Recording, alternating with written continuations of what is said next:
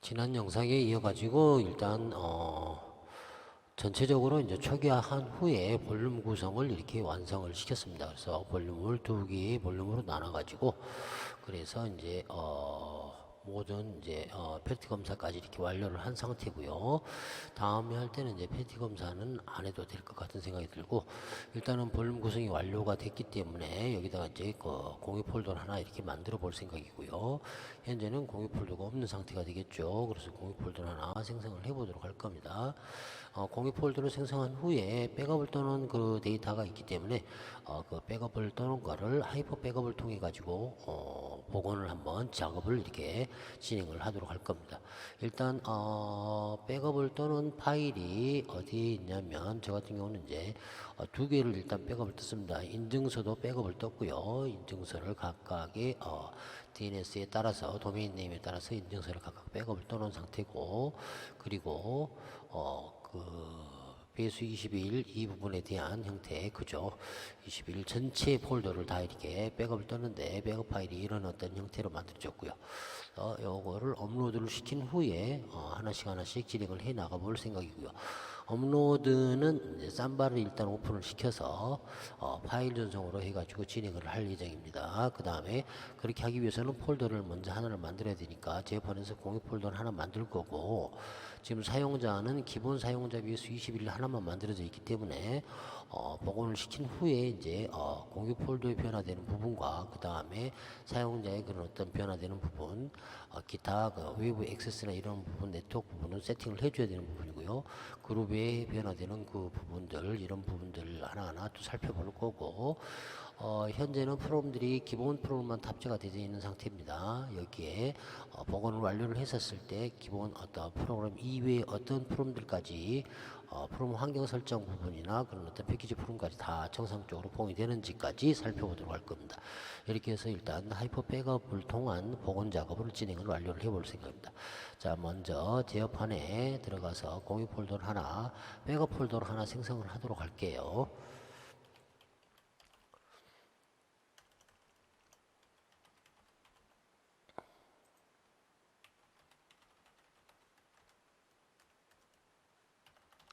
복원용 폴더로 해가지고 다른 어떤 권한은 안 주고 기본적인 폴더 생성만 이렇게 하도록 할 겁니다.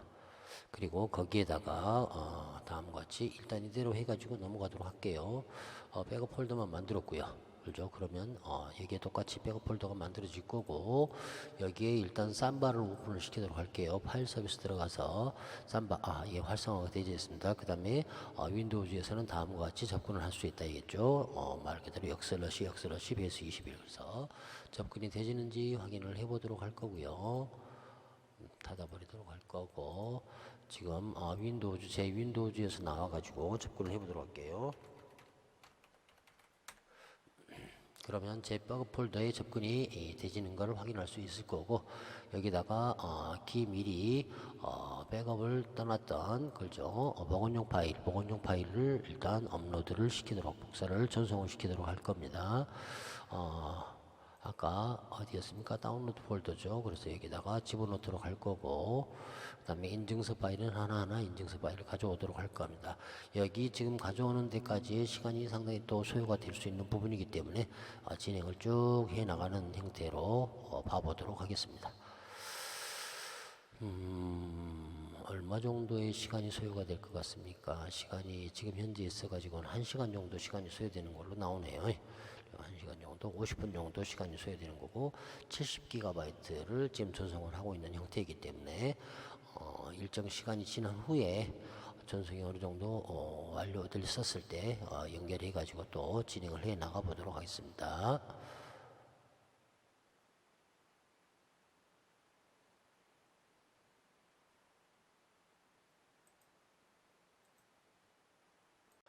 이제 백업본 업로드가 지금 이제 86% 정도 이렇게 진행이 되고 있고 남은 시간은 한 3분 정도 남았다고 나옵니다. 지금 이게 70기가였으니까 70기가가 진행된 지 얼마 안 됐죠. 그죠? 상당히 속도가 빠른 형태로 이렇게 업로드가 되고 있는 거 확인할 수가 있네요. 아까 컴퓨터상으로 계산했던 시간이 뭐 50분 정도라고 그랬으니까 7기가가 5분 정도, 1기가 1점 몇 기가 그죠? 예. 7기가 5분 정도면은 뭐 1분에 뭐 1점 한 몇 기가 정도로 이렇게 진행이 되지는 건데 빠른 건가? 아무튼 그렇게 진행이 되지는데 실질적으로 50분이 걸리지 않은 형태이기 때문에 좀 빨리 업로드를 진행을 하고 있는 형태고 업로드가 완료가 되진 요 파일은 하이퍼 백업을 통해서 우리가 백업을 해놓은 원본입니다. 저 같은 경우는 전 폴더를 다 이렇게 백업을 떴고 전 패키지 프로그램과 전체 환경 설정 파일을 다 이렇게 백업을 뜬 상태입니다. 그래서 현재 진행을 하고 있는 상태고요. 진행률이 93%까지 진행이 되어 있기 때문에 여기에 이제 백업 폴더 안에 업로드가 되고 있는 형태입니다. 그래서 여기 이제 업로드가 완료가 되지면 바로 그 형태를 그대로 복원을 진행을 할 거고 복원을 진행을 한 후에 그 다음에 인증서 파일까지 복원을 진행을 한번 이렇게 한 후 어느 정도의 그런 어떤 형태로 서버가 원상태로 복구가 되는지까지 보면 우리가 하이퍼 백업을 통해서 복원 작업이나 백업 작업이나 이런 것들이 어느 정도 유용성이 되는지 있는지 그거를 확인할 수 있을 것 같습니다. 속도는 초당 다음과 같이 뭐 60메가바이트 초당 60메가바이트 정도 그죠 이렇게 진행을 하고 있는 형태로 나오고 있죠. 여기에 속도들이 보이고 있죠. 평균적으로 속도가 한 60메가에서 70메가 초당 아무튼 업로드를 진행을 하고 있습니다. 이런 것들도 나중에 이제 알아둬야 될 부분보다도 알아놓으면 좋을 것 같네요. 본인의 서버의 업로드 속도나 이런 것들을 우리가 확인을 해둘 필요는 있기 때문에요. 그죠? 자, 일단 파일 스테이션 들어가서 백업 폴더에 다음과 같이 모든 게 업로드가 완료가 됐습니다. 이 상태에서 이제 하이퍼 백업을 통해서 쭉 복원 작업을 진행해 보겠습니다. 현재 우리가 접근할 때는 파인드 시놀로지컴을 통해서 접근을 했던 부분이고 기본적인 내부 IP 제 이제 나트 서버에 공유해서 할당되어 있는 DHCP로 할당된 11번 포트를 통해 가지고 11번 주소를 IP 주소를 통해 가지고 5000번 포트를 통해서 지금 접근을 한 상태고 복원 작업을 진행하기 위해서 일단 패키지 센터를 열 거고요. 패키지 센터에서 설치되어 있는 것 중에서 기본 그런 어떤 형태만 설치가 되어 있는 형태니까 여기서 먼저 하이퍼 백업을 설치를 해야 되겠죠. 나머지 것들은 설치를 안 합니다. 제가 하이퍼 백업만 설치를 하도록 할게요. 볼륨 1에다가 하이퍼 백업을 설치를 하도록 하겠습니다. 볼륨을 둘로 나눠 가지고 사용을 할 때 볼륨 1과 2가 있으니까 필요한 어떤 형태의 그런 어떤 폴더들을 생성할 때도 공유 폴더를 생성할 때도 자기가 그런 어떤 데이터를 백업용으로 사용하는 형태라면 볼륨을 1, 2 둘 중에 하나를 선택을 해 가지고 우리가 설치를 할 수가 있겠고 공유 폴더도 만들 수가 있겠죠. 다음 누르고요. 일반적인 볼륨 1에다가 하이퍼 백업이라는 패키지 프로그램을 설치를 하도록 할 거고요. 지금 속도는 참 마음에 드네요.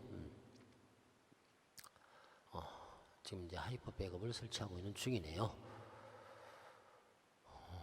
지금 상태에서 리소스가 어느 정도 사용되고 있는지 또 한번 봐보도록 할게요. 전체적인 리소스 사용률, 아까는 디스크 사용률이 90% 이상까지 올라갔었겠죠.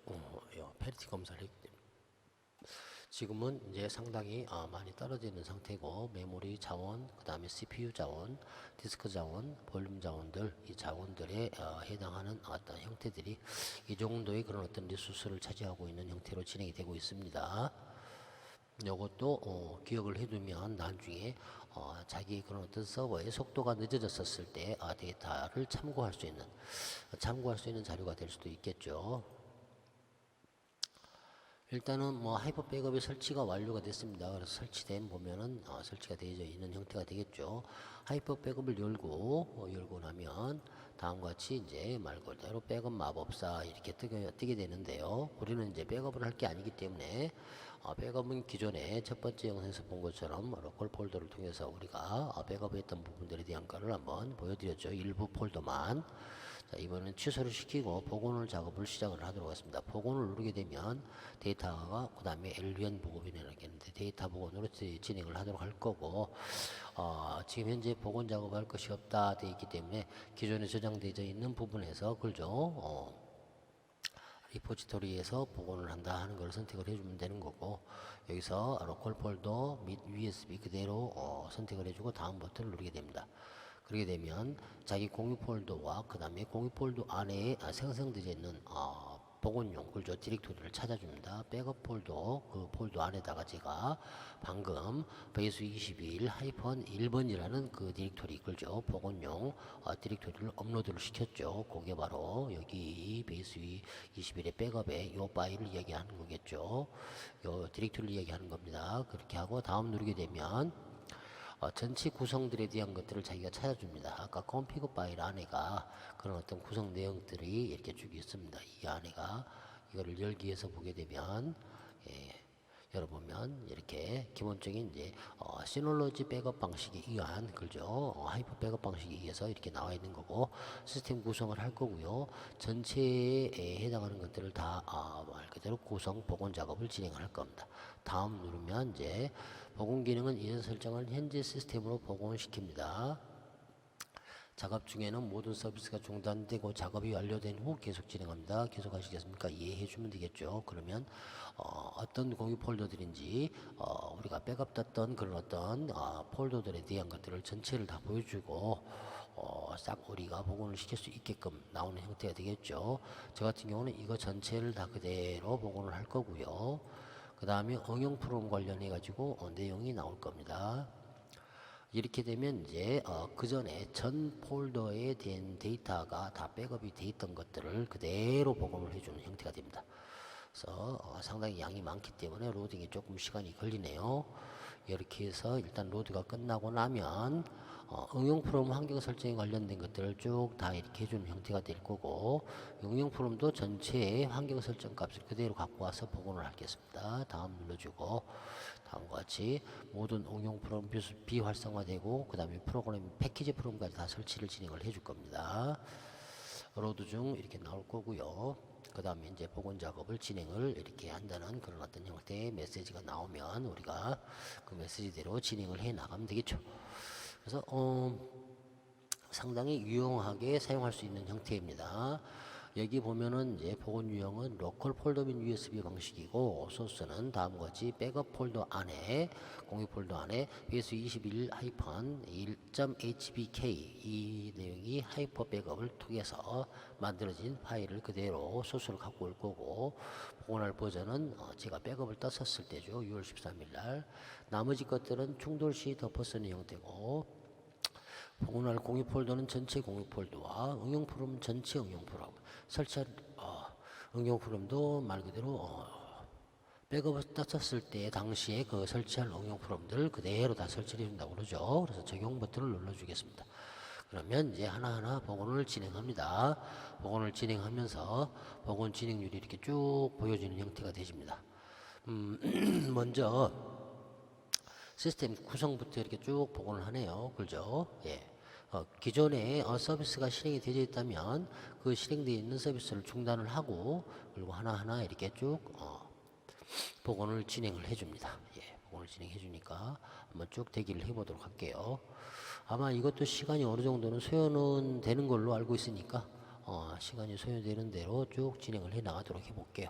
그리고 나중에 영상 작업에서 좀 속도를 배속을 좀 빨리 해서 진행되는 과정도 또 이렇게 한번 영상으로 보여드릴 필요가 있기 때문에 그대로 한번 진행을 해 나가 보도록 하겠습니다. 시간이 좀 걸리더라도 이해를 해 주시고요.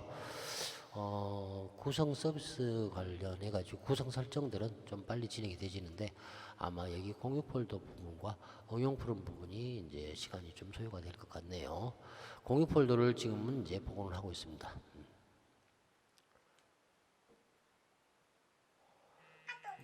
다음은 이제 공유 폴더가 거의 다 지금 이제 복원이 돼가고 있는 중이네요.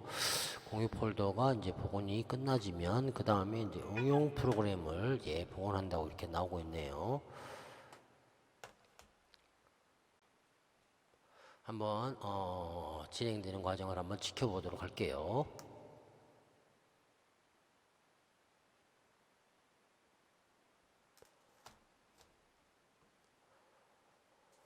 예, 지금 73.58기가 이제 74기가 그러니까 아무튼 현재 있어서 복원 작업이 이제 공유 폴더 복원 작업이 거의 완료가 됐고요. 그리고 나서 이제 응용 프로그램을 이제 복원 작업을 진행을 하겠네요.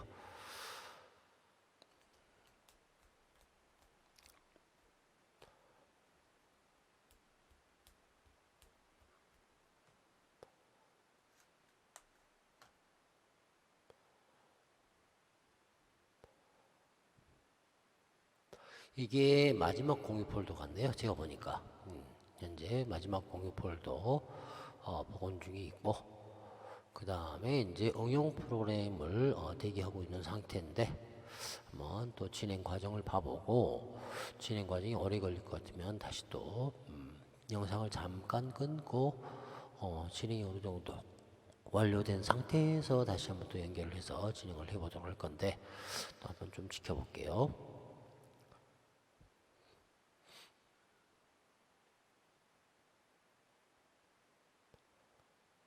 예, 일단 공유 폴더까지는 이제 복원이 성공했다고 나오고 용량이 커서 복원하는데도 이제 시간이 걸리는 거고 또 패키지 프로그램 설치도 마찬가지 시간이 걸리겠죠.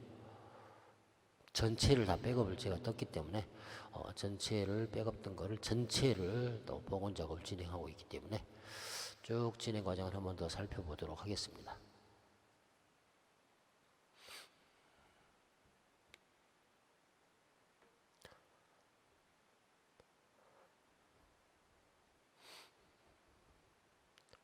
지금은 데이터베이스용 프로그램인 마리아DB5를 설치한다고 나오고요. 응용 프로그램까지 다 설치를 해주네요. 그러니까 응용 프로그램도 설치를 하면서 그 응용 프로그램 중에 마리아DB 이 부분도 설치를 하면서 그 안에 데이터까지 다 이렇게 복원 작업을 해줍니다. 지금 참 편리하죠? 그죠? 18개 응용 프로그램을 설치를 하는 형태라고 나오는데 18개인지 18가지의 여러 가지 그런 어떤 작업을 한다는 건지 일단 살펴보도록 할게요. 두 번째 작업을 진행을 하고 있고 이번에는 마리아DB10을 설치하고 있네요. 여기에 마리아DB10에 해당하는 데이터까지 다 복원을 할 겁니다.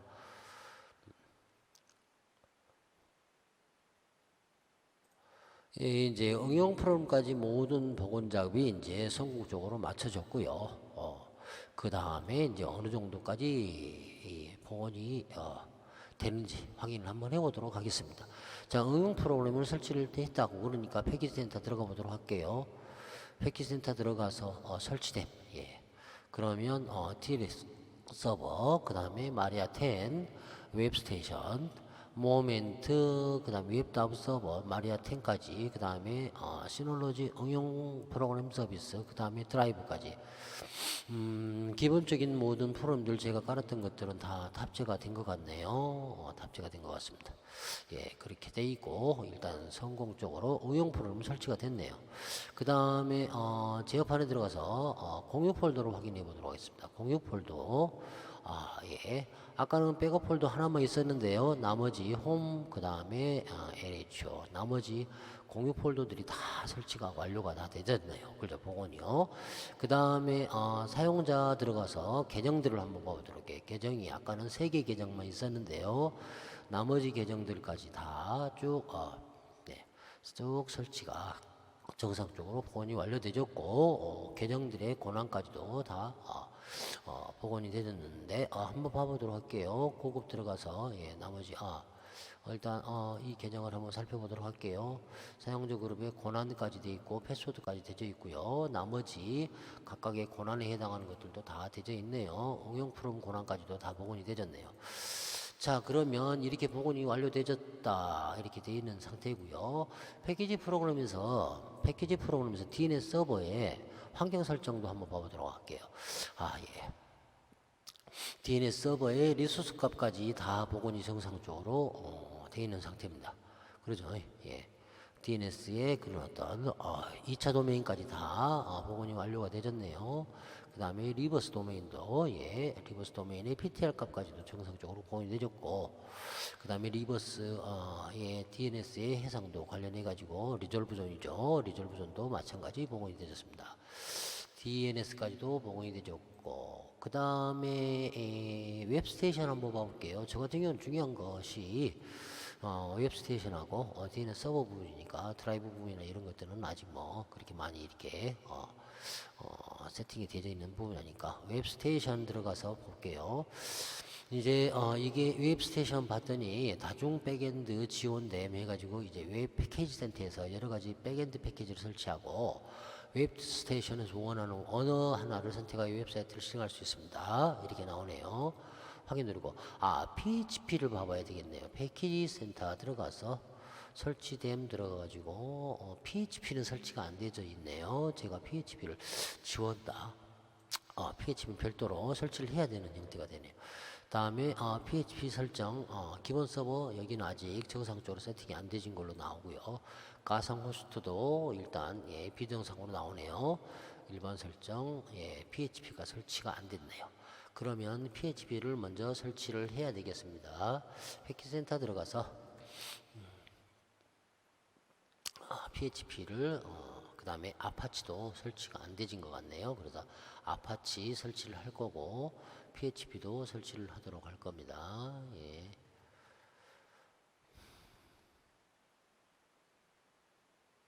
먼저 아파치 설치를 할게요. 볼륨 원에도 해야 되겠죠. 뭐 설치 후 실행할 거고요.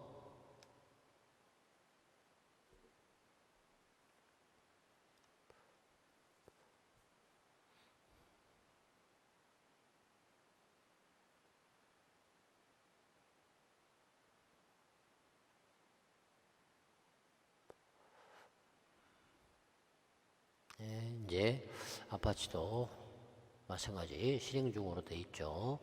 그 다음에 아파치 2.4 요거까지 같이 설치를 해야 되는 형태고요. 볼륨원에다가 설치를 진행하도록 할게요.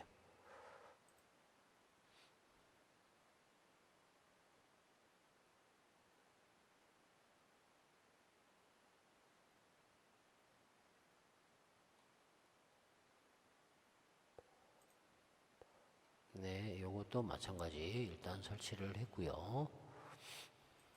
실행 중 나오고요. 그 다음에 PHP를 설치를 해야 되겠네요. PHP 5.6, 7.0, 7.2 이렇게 됐으니까 제가 사용했던 건 5.6과 7.0까지 제가 했던 부분인데 7.2가 업그레이드 버전이 나왔기 때문에 일단은 PHP도 필요하니까 다 설치를 하도록 할 거고 PHP 마이 어드민도 설치가 안 되어 있네요. 그래서 PHP 마이 어드민까지 설치를 하도록 하겠습니다. 아마 제가 이게 백업을 뜰 때 이것들을 지웠다가 지워가지고 백업을 떴던 것 같네요. PHP 설치 일단 됐고요. 그 다음에 이것도 이제 실행을 시켜야 되겠죠. 실행 중 됐습니다. 상당히 속도는 빨라진 것 같고요. 7.0도 설치를 하도록 할게요. 볼륨 1에다 그대로 설치를 할 거고요.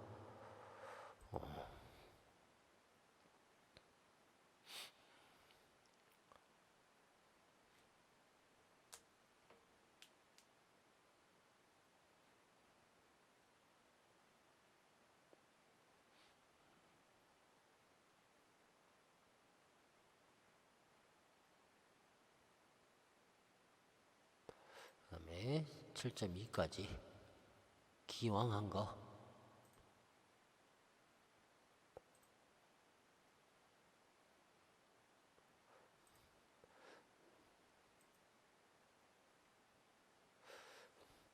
굳이 뭐 다 실행해 놓을 필요는 없을 것 같은데 리소스도 어디 한번 볼게요. 예, 어느 정도. 하하. 좀 이따 설치가 끝나면 또 얼마 정도의 메모리 사용률이 떨어지는지. 이것저것 프롬들을 많이 깔아놓으면 아무래도 메모리 사용률이 또 높아지겠죠. 그래도 일반적으로 우리가 APM 연동 그렇죠. 웹스테이션까지 제가 작업을 해야 되는 부분이기 때문에 PHP 버전도 다양하게 지금 딱 깔아놓고 활용을 해보려고 그러는 부분이라서 일단 한번 설치를 하고 있는데요.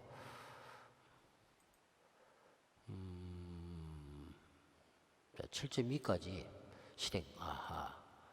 세 개의 일단 PHP가 실행이 된 이후에 메모리 사용률이 급격히 좀 늘었습니다. 그리고 CPU는 디스크 사용률은 이제 다시 떨어지고 있고 CPU 사용률도 떨어지고 있고 PHP까지 세 개를 실행을 해놨더니 사용률이 좀 많이 높아졌죠. 메모리 사용률이 필요에 따라서 중지를 좀 시켜야 될 필요가 있겠네요. 그건 나중에 이제 중지해서 확인해 보도록 할 거고 PHP 마이 어드민까지 설치를 해야 되겠죠. 그래야 우리가 이제 APM 연동해서 DB에 접속하는데 편리하니까. 이것까지 설치한 후에 메모리 사용률이 어느 정도 되는지까지도 한번 봐보도록 할게요. 아까 20 몇 프로에서 50 몇 프로 상당히 배 이상이 좀 메모리 사용률이 늘었고요.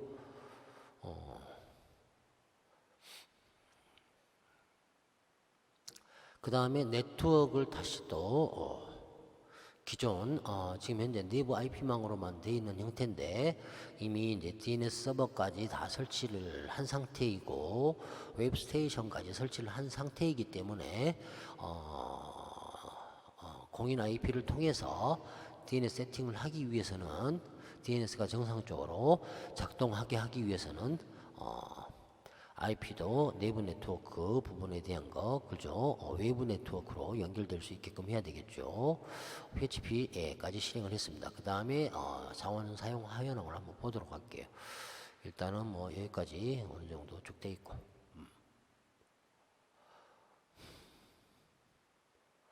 디스크 사용률, 볼륨 사용률 어느 정도는 일반적인 형태고 메모리 사용률이 급격히 늘었습니다. 이 부분까지. 다시 한번 일단 닫아놓고 일단 제가 이제 깔아야 될 거라고 생각되는 프롬들은 거의 다 깔았고요.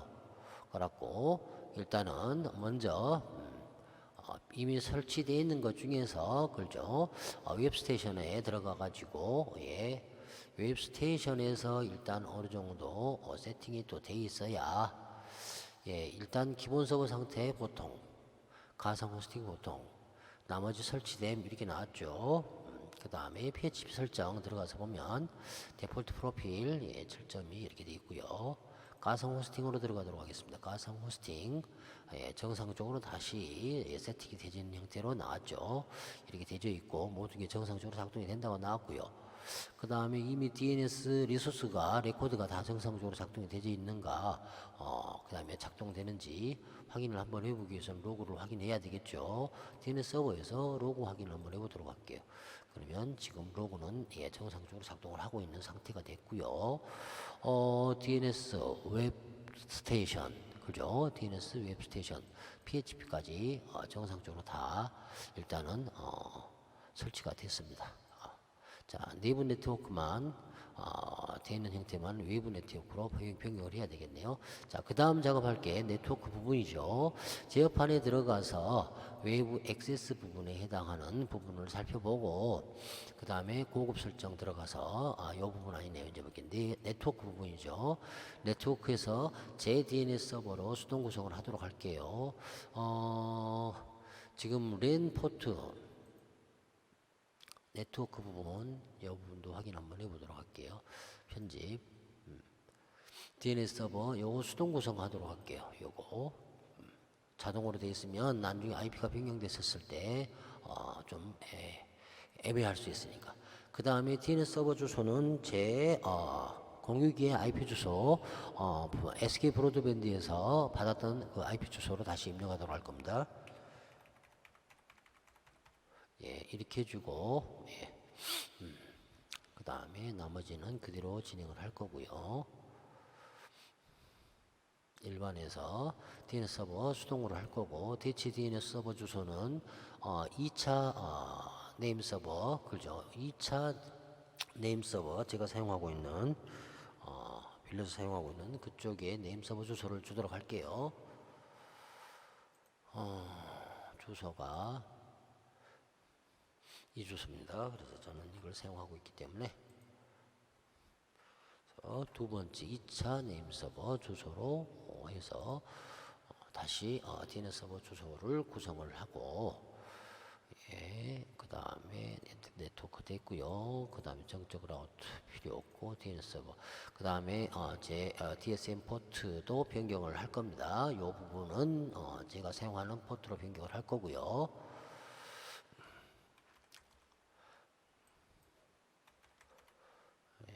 그 다음에 이제 리다이렉션은 조금 있다가 인증서 부분을 확인한 후에 리다이렉션을 진행을 할 겁니다.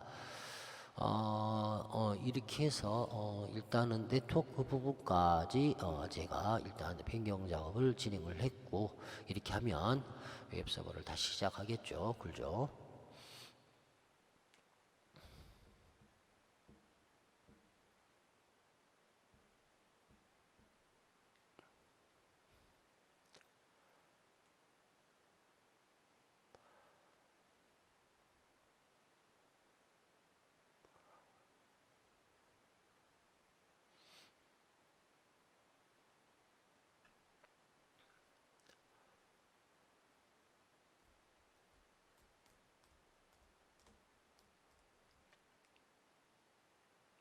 네트워크 설정까지 재적용을 이렇게 해주고 있습니다. 네.